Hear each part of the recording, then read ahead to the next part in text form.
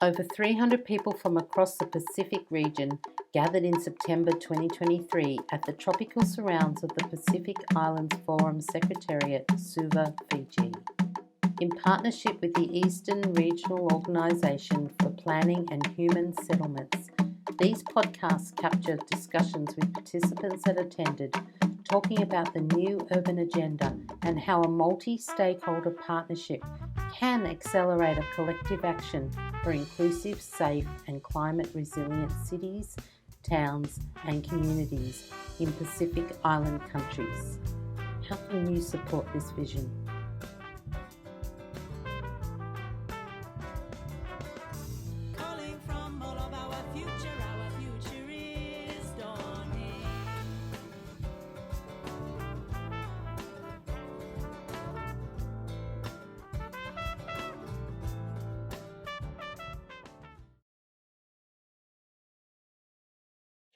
Welcome, Isoa. Thank you for coming and having a yarn with me today at the Pacific Urban Forum. If you wouldn't mind introducing yourself and your organisation that you're with as well, that would be great. Thank you, Melissa. My name is Isoa Vakarewa, and I am with the RISE program that we're known in short, but RISE is Revitalising Informal Settlements and Their Environment, and it's an action research program that's led by Monash University, and we're looking at nature-based, decentralised options for wastewater treatment. And so we're doing the pilot in 24 informal settlements spread across Suva and a city called Makassar in Indonesia. Yes, right. Where we're introducing nature-based solutions and looking at wastewater treatment. What we're trying to do through the program is provide a proof of concept that these decentralized systems can complement the main sewer infrastructure.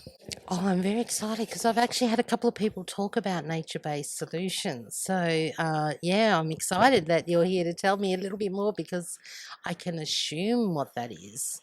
But to understand it as an actual structural solution for a global issue, right? That's more than just having a nice garden, right? I mean, the point is to use what you have in your backyard or your location. So nature-based, tell me a little bit more about that. Okay, so through the program, we're working with 12 informal settlements in the greater Suva area. That's across 4 municipalities. Yes. And through these settlements, we are a research.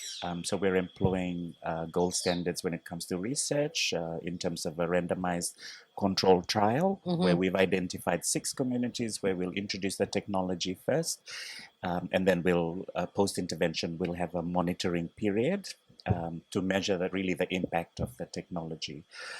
So what we're doing with the settlements that we're working with is making sure that all of the residents have access to a flush system or and a sanitation facility that they can access, and looking at, so when diagnosing the community in terms of what's already on the ground and how that's impacting sort of contamination levels within the community, to identify which households we'll work with in terms of reduction of contamination in the environment. So what we're hoping to do is connect the sanitation units or the toilets to a centralized communal septic tank, from which the effluent is then fed into a series of treatment wetlands that does the treating of the black water. We're also introducing a new technology called pressure tanks or pressure sewers, because most of the settlements, and it's quite typical,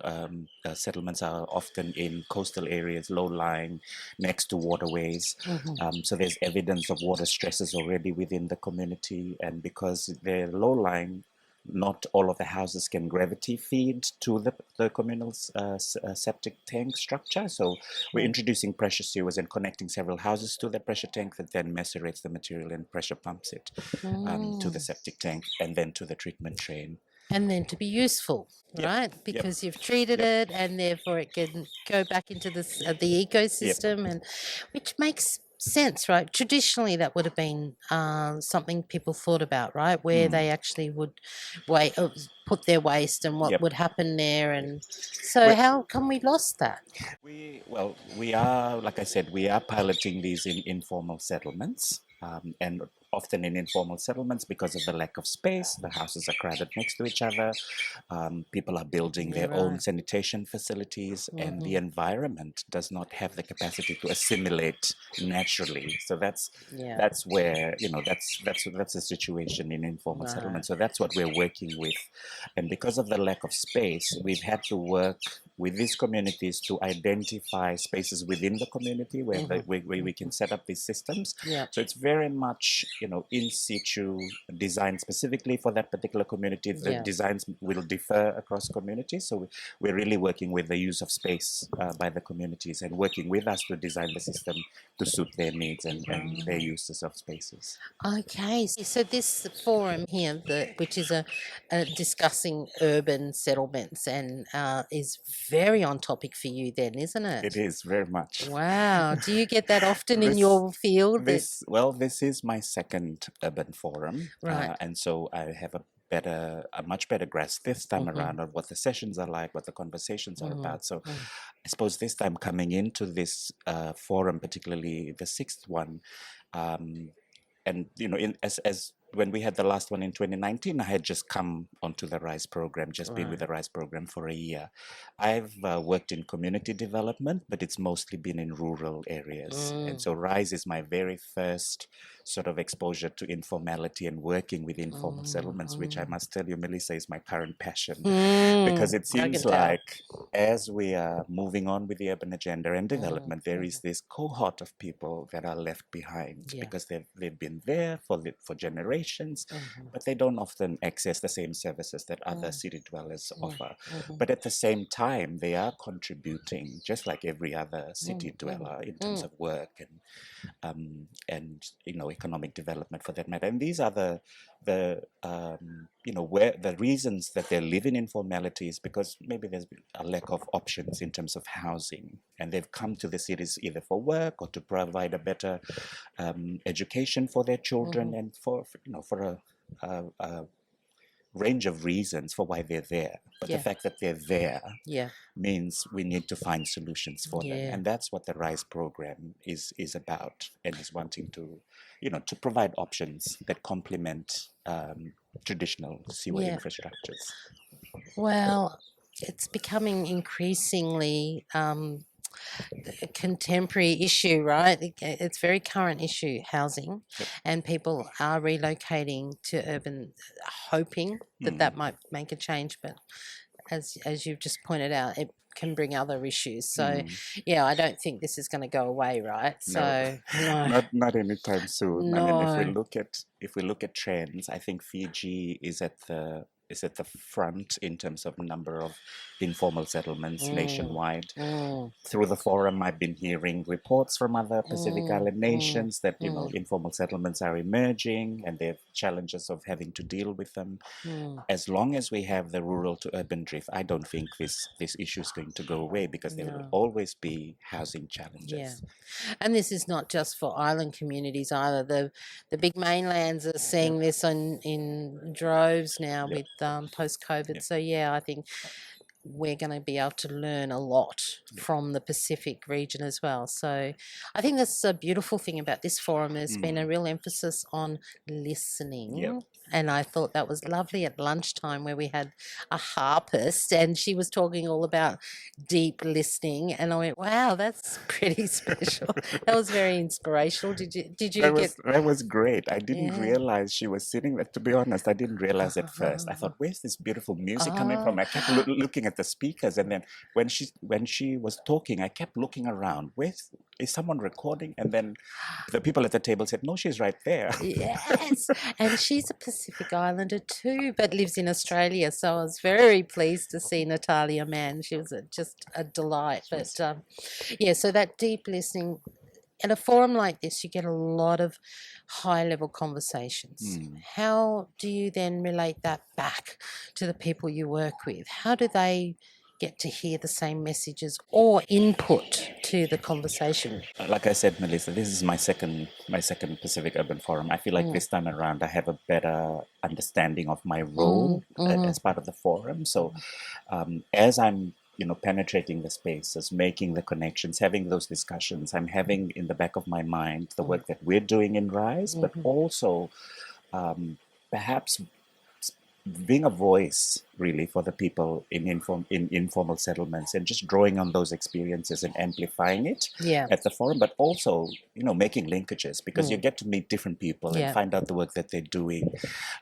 We were just coming out of a conversation where there's another organization, Fiji, that's working in Fiji, that are looking at community engagement. And then there was another organization that talked about the Rise community engagement. So, it's about that type of, making those linkages and seeing what's working and seeing how we can share our best practices, learning out of what other people are doing. So I suppose with my role in the Rise program, I have an opportunity to do that, because first I take it back to my team and discuss, this is what's coming out of the forum, this is an organization that we've come across, how do we continue this conversation, so make these connections so that we then in the short to medium term or long term, we make those establish those connections, but make sure that we are referring also the communities that we work with to other service providers that may be outside of the scope that we're doing in Rise. Well, I want to pick up on something you just said. I love the concept of penetrating a Pacific-wide forum. I just feel like there's a rebel in you. You will deal with my affluent. Or is it effluence? No, I'm not sure. Anyway, but that collective action you said about being a voice, that actual process of going back and enlivening the team with the same messages so that then they can take them out. I want to ask you really though, how do you do that? How do you really make sure that you're representing the voice of the specific communities you're working with? So for this particular forum, we've actually strategized coming into the forum. So you planned while we were organizing some sessions, we got some of our team members to register as participants. Right. So that for me, the first thing is I want to expose our team. We have quite a young team. But very passionate about the work that we're doing. So we wanted to just provide that exposure. So while we are busy, some of us are busy organizing some of the sessions, we have people who are just, going to the sessions, listening in on the conversations, picking up on things. And during the breaks, we're regrouping to see, okay, what's come out of this space, what are the key things. And so we're doing our own thing as a team when engaging at the bigger forum. So that's a strategy we developed. But you're so right. How do we really make this meaningful engagements, particularly at this level? We had, I was particularly interested, taken by a comment that was made at the plenary in the morning about, there's a participant here who's observing sort of, we're doing the same thing over and over. We have conversations, we talk about strategies, but, what happens to that? What happens to it after that? For me personally, Melissa, while I have little control over what happens beyond this, for me, as sort of a team, as sort of in a position to support a team that's delivering a program on the ground that really impacts residents that are at the forefront of climate change, I want to equip our teams as best as possible. And so that was part of another reason why we brought on people, so that who are really our middle managers, people who are then managing other team members or leading packages of work within our organizations. I love the fact that you come back together at the breaks, because, so often we go to these conferences and we're madly writing notes and then go in a book that goes in a drawer and then where's it, so that's really inspiring, and I'll just credit to you for that, because that's leadership going down the line, and that inspires them to keep talking about it back at the office too, right? So it becomes a normal thing, not just that you've gone off to another conference, but it's a luxury to be able to have a team. But you are saving lives. This is what we know about managing our natural resources, let's call it. And I think that's really credit to you to be passionate and come to a forum like this. I really like the phrase the team keeps using, something together.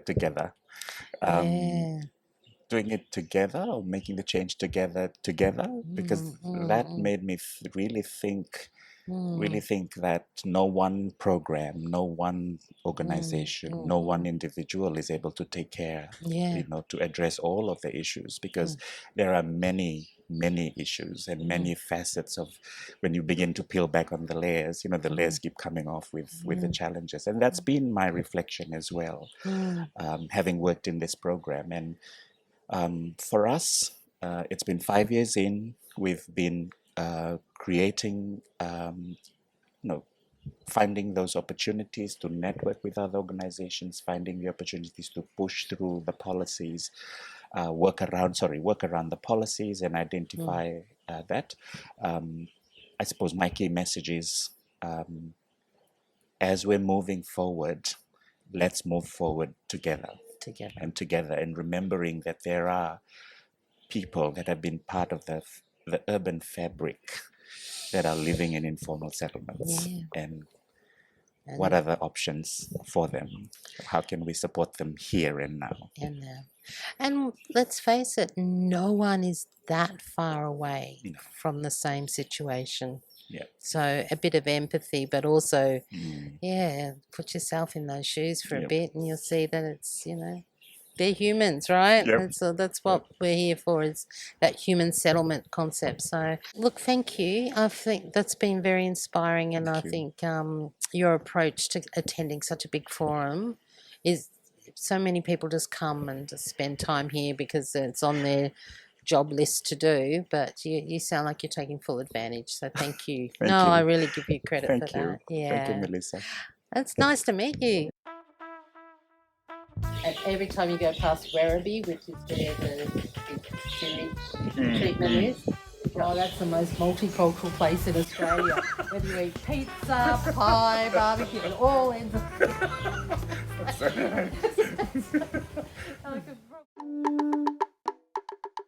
As the sun sets on the beautiful island of Fiji, I am very grateful to those that have hosted me here.